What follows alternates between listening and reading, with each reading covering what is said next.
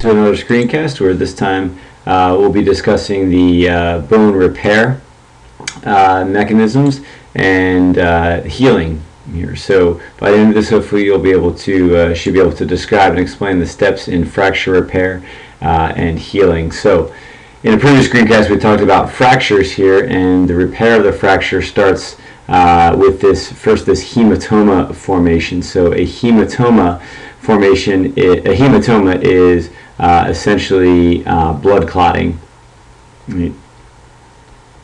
So you have this large blood clot that's going to form here that will stop the bleeding. Now, bones are extremely well vascularized, so it's no surprise here when you have this fracture around these edges here, you're going to be breaking a lot of these blood vessels. So you're going to get blood leaking into this area here from all these broken blood vessels and capillaries, and you're going to get clotting forming there, and that again is what this hematoma is clotting factors, is broken cell parts, blood, other interstitial fluid that's leaked into this area. It's going to cause this swelling here. Following that, you're going to get this fibrocartilage callus forming here. So once the bleeding stops, the damaged cells are actually going to signal for fibrocartilage cells here that are going to secrete fibers of collagen, as well as water-based extracellular matrix there. So you're going to get fibrocartilage. Now, this is not like hyaline cartilage would be in bone growth, but it's still cartilage nonetheless. You're going to have chondrocytes here in this area, but they're going to be secreting more collagen fibers there, and that collagen is laid down there to produce this mesh network, right? So more fibers there to kind of hold this all together. Also, then at the same time, you're having new blood vessels growing into this area, and on the heels of this fibrocartilage being laid down, you're going to get spongy bone or cancellous bone being produced there in a model that is very similar to the bone growth or bone formation, just replacing the fibrocartilage with bone instead of replacing hyaline cartilage there. The third step here is this Bony Callus formation, where that fibrocartilage is going to be ossified, right, where you have an increase in osteoblasts coming to the area. The chondrocytes, those fibrocartilage cells, are going to hypertrophy. They're going to die off there, and you're going to get osteoblasts coming in. And using that this internal callus here, this fibrocartilage callus, as a matrix, as a model rather for the ossification. So here we see the purple is all that fibrocartilage there. That purple is being converted into bone in yellow here, being ossified. Right? And then over time, you're going to then get this little bit of bone remodeling here. So you can see how that callus, that bony callus, is rather large and bulging out there. But over time, you're going to get the bone remodeled. So you're going to get osteoclast activity breaking this part down here, right? And then remodeling that bone to be a little bit more solid there. Now, you may not get this. If this is through a long bone, you may not get this medullary cavity completely hollowed out again, but you will have more blood vessels growing back into that area. Right?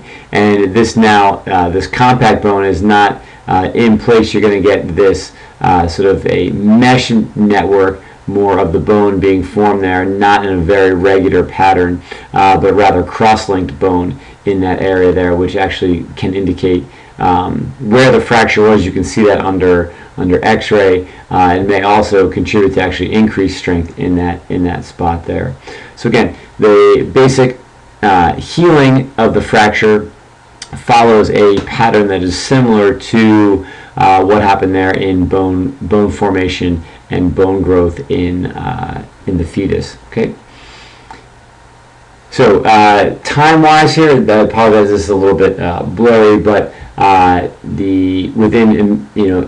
soon as you fracture that bone, immediately you get this hematoma forming, right? and the bone is relatively unstable still. Within a couple of days, however, these mesenchymal cells, neovascularization, new blood vessels grow into the area. These mesenchymal cells are the precursors to those chondrocytes. The chondroblast cells grow into the area and start laying down fibrocartilage. You get then very early on too, you get this woven bone, or this compact bone, sorry, this cancellous bone being laid down. But again, this is all, look, this is all within just a couple of days here. It starts to already turn into bone, but it's not very stable. So at this point in time is when you are probably going to get some sort of external cast or some sort of internal fixation going on here, or traction to keep those bone ends together, because again, they're very unstable there. And so again, those casts are on, those internal fixation devices may stay in there for a little bit longer, for life in some cases, but this external cast, in about 4 to 6 weeks, that cast comes off, because there you have then that callus of woven bone, right? And maybe even some hyaline cartilage going back in there, and the bone is relatively stable at that point. So about after 6 weeks, that cast comes off, and you're pretty much good to go. But then months to years, you get this remodeling of the woven bone into lamellar bone. That this woven bone, or that cancellous bone, actually then becomes lamellar bone or compact bone again, and that is even then more stable than it was probably before it was even broken. So this gives you an idea sort of just of the timeline there. If you break a leg bone, they will oftentimes give you ultimately this walking cast here, because actually applying pressure to the bone actually stimulates osteoblast activity. But again, they don't want to do that too early on, because it's unstable at that point. But sometimes it's people wonder, all right, well, how come I can actually walk on that after a period of time there? Right? Because again, that external force, that external pressure actually stimulates the osteoblast activity there. So I don't know why that slide was there. So just a little bit there about the steps in fracture repair and then the healing process. Okay, thanks for listening. Bring your questions to class.